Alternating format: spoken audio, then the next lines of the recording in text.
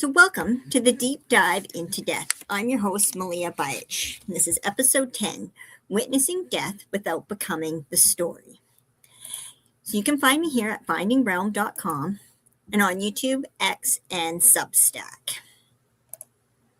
So, for the last couple months, I've stayed at somebody's house who recently just died, and the next few episodes are going to be about my experiences that I've had and thought I should share. So I'm kind of going the old-fashioned route. Not kind of, I am, because I've got notes, because I can't figure out how to bring the notes up and keep the camera rolling at the same time. So bear with me. So witnessing death without becoming the story, episode 10. Many feel called to it, especially in a time when our system feels strained, fragmented, and overwhelmed. It makes sense that the more hearts are turning towards this work, we long to restore something sacred, something human, and something steady in the face of so much uncertainty. And yet, this path is not meant for everyone. To walk as a companion to the dying is to enter an initiation of its own, the archetype of the death walker. Does not place a crown upon your head. It places a mirror in your hands. And again, you're invited to meet yourself, your fears, your attachments, your need to be needed, and your longing to be understood, and your ache to be chosen. This work will bring you to the edge of your own shadow and then ask you to sit there with tenderness. There will be rejection. There will be misunderstandings. There will be moments when families choose differently than you had hoped. And there will be times you offered your whole heart and is not received the way you imagined. And this is the part of shaping. If we're not careful, we attach ourselves to the emotions, the ride of gratitude, the affirmation of the outcome, the role. But the deeper invitation is different. The invitation is to serve without clinging, to care without gripping, and to witness without absorbing. For me, the lessons have not been gentle. At times, they felt brutal. I have questioned my place, my capacity, and even my calling. And yet, within time, perspective, and experience, I can see that each lesson was refining something in me, softening what needed to be softened, and strengthening what needed to be strengthening. Teaching me how to stand steady without hardening. This work is not about being the savior. It's not about being the hero. It's not even about being seen. It's about becoming spacious enough to hold what is real without needing to control it. So if you feel called to this path, know that your initiation will shape you. It will ask for honesty, it will ask for humility, and it will ask for you to tend to your own inner world as much as devotion as you tend to the bedside. And if you can learn to not attach to the rise and the fall of each experience and not clinging to the praise nor shrink from the rejection, you will discover a quiet steadiness. A steadiness that does not collapse when things do not go your way. A steadiness that allows you to stand at the bedside without being consumed by it. That steadiness is the true work. Before I ever knew the title Death Doula, before I ever understood the archetype of the death walker, I was already standing at bedsides. And I made mistakes. Once I told a dear friend, young in years, but still on his deathbed, that he was dying. He was in palliative care, and I assumed he knew. I assumed acceptance had already come. It hadn't. At least not until I spoke the words. I still hold that moment with tenderness. It taught me that awareness unfolds in its own time. No one gets to force that threshold. Another time, I sensed someone would die before his daughter returned, so I told her, hoping perhaps unconsciously that it would create one of those sacred cinematic endings, the kind where everything heals, the kind where final words are perfect. And they weren't. His last words carried none of the magic that I'd hoped for. Looking back, sometimes I wonder if allowing things to unfold without intervention would have been less painful. The experience taught me something difficult. We cannot orchestrate redemption, and we cannot script closure, and we simply cannot rush grace. I've placed salt around homes to ward off what's felt heavy. I've held secrets that someone is dying more than once, and I've witnessed unspoken resentment surface when the body could no longer filter them. I once watched a man tremor in the presence of someone who loved him deeply and had cared for him his whole life. As the veil thinned, something unresolved surfaced. He had no words for it. His body spoke instead. Dying does not always make a saint of us. Sometimes it just makes us honest.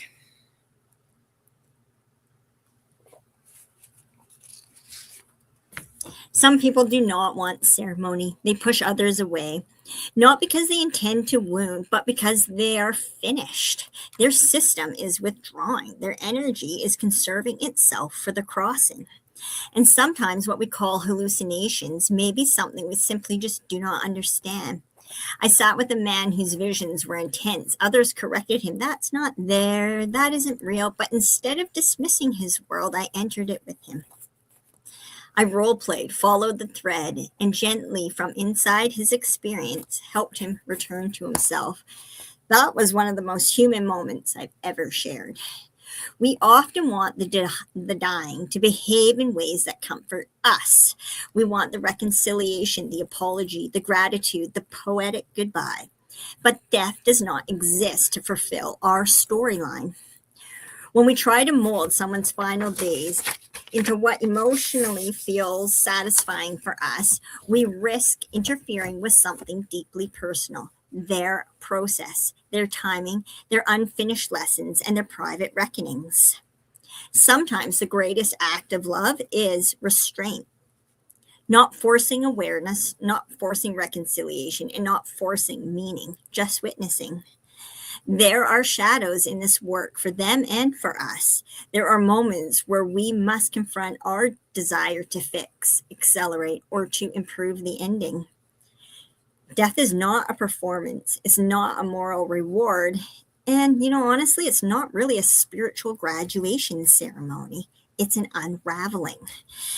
And our role, if we choose this path, is not to control the unraveling, but to remain steady with it while it happens.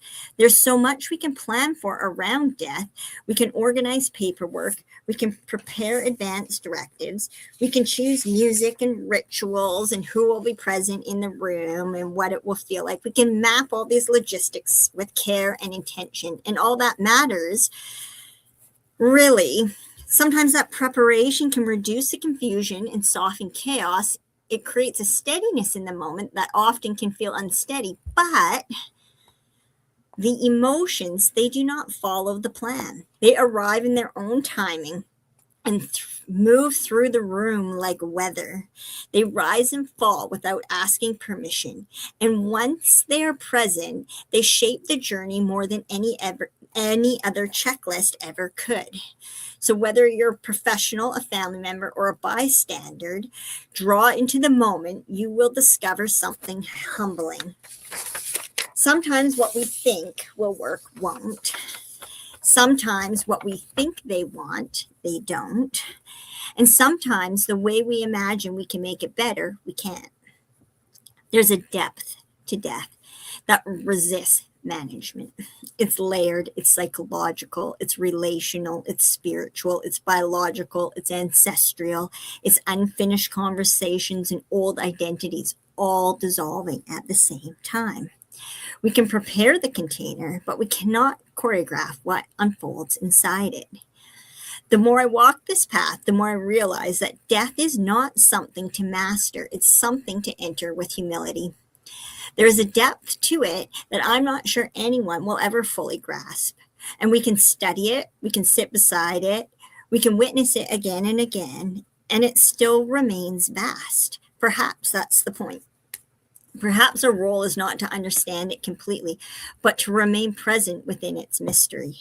I notice that people often want a resolution at the end. They want the apology, they want the forgiveness, they want the long waited, unspoken final words, as if death will itself soften everything that life could not. But what I witness is more complex than that.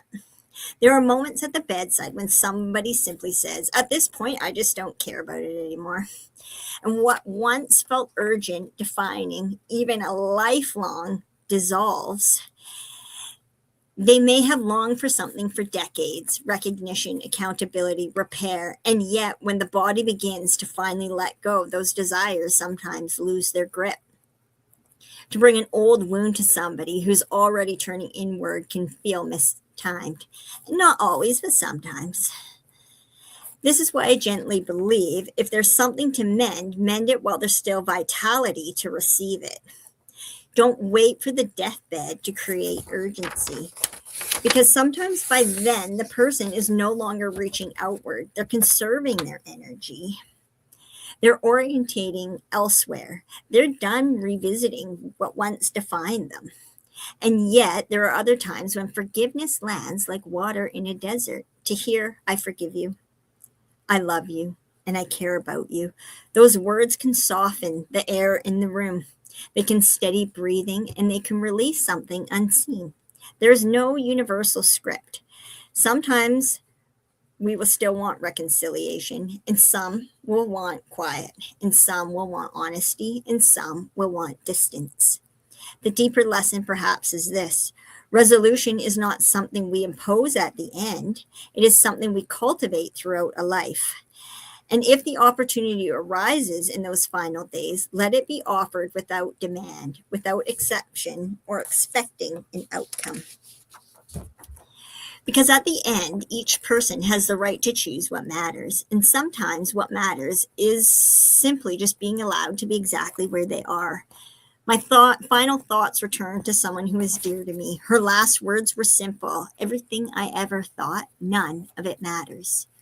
Not said in despair, not said in bitterness, but in the quiet realization all the narratives, all the identities, all the arguments and the positions around the roles, all the things that once felt defining, they were falling away. And in that moment, it wasn't reputation that mattered, not being right, not being understood, not even the unfinished conflicts. What remained was something much quieter: breath, presence, perhaps love, though it no longer needed to be declared loudly. So that sentence has stayed with me, and it's reshaped how I understand this work. We spend so much of our lives building stories about who we are and what happened, what should have happened, who owes us, what we deserve. Then at the threshold, so much of it loosens its grip, not because it was meaningless, because it was temporary. And when I think about preparing for death as a professional, a family member, and as a human being, I come back to that moment. If at the end so much of what we clung to does not matter, then perhaps the invitation is to loosen our grip now. So, to resolve what we can resolve while there's energy for it, to say those loving words before urgency forces them, and to hold more lightly the things that will not force us beyond the body. And as a death walker, companion, or a fellow human, our role is to not fix the ending. Perhaps it's to sit beside the unraveling of everything that we have ever thought mattered, and to not be afraid when it falls away. Because sometimes in that falling away, there's profound simplicity. And sometimes that simplicity is the truest thing we will ever witness.